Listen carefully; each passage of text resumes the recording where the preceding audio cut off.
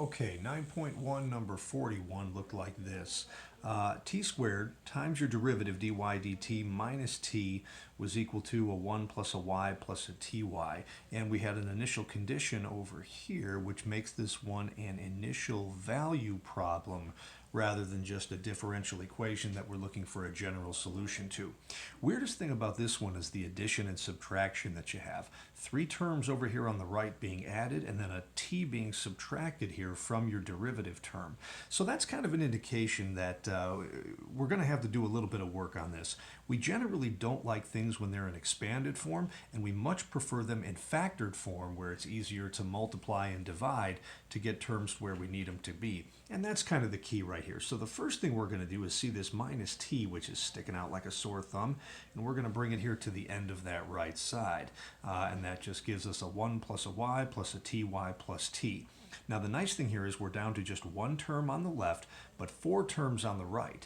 And factoring a four-term polynomial isn't something you've done a ton of, but you've seen it here and there over the years in a method called factoring by grouping. And what we do there is we tend to lump the first two terms together and the last two terms together and look for a common factor. Now nothing can get pulled out of a 1 plus y, but we see in this term here that each of the two terms has a t within it. So we're going to pull that t out. That would have left us with a y plus 1 right over here. First term stays the same.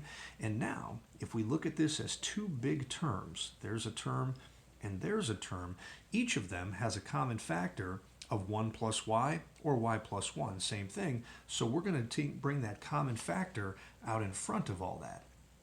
Leave ourselves now with a 1 plus y multiplied by a 1 plus t over there on the right hand side. And now that we have both sides down to a monomial here and a factored expression here, now we're free to start multiplying and dividing the way that we normally do.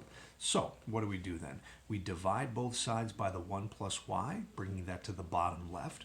We divide both sides by t squared, bringing that to the bottom right, and we multiply both sides by dt, which brings that to the top. That was a goof up, so let's ignore that. And now, where we're at right now, we're getting close to a form where we're going to be able to integrate here pretty soon. That left side is fine, but on the right side, a binomial divided by a monomial, that's when we usually want to split that into two different terms here. So, left side stayed the same. The right side, we made a 1 over t squared plus, and this would have been a t over t squared, which becomes a 1 over t, and now we'll go ahead and integrate both sides. Left side, since we're integrating a constant divided by a linear term, that's going to be a natural log of the absolute value of the denominator. On the right side, that's a t to the negative second, so we'll raise the exponent by 1 to make it t to the negative first, and divide by that negative 1, giving us a negative 1 over t. Here, on that second term of the binomial, we are again, just like we did on the left, integrating a constant divided by a linear function. So that again is going to be natural log of the absolute value of the denominator and a plus c at the end of all that.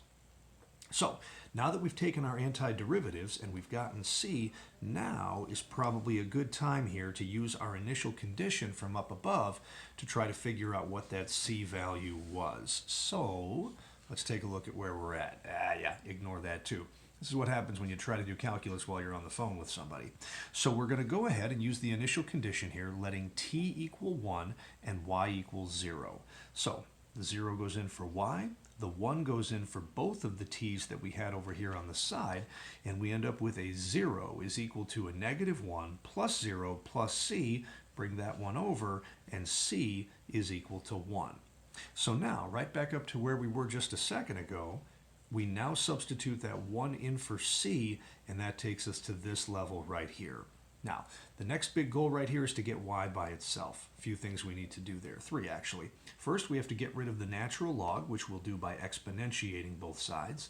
Then we'll need to get rid of the absolute value, which we would do by putting a plus or minus in front of that e there. So that's where this line comes from, doing two things at once. 1 plus y is equal to plus or minus e, and all of this right side stays together as our exponent.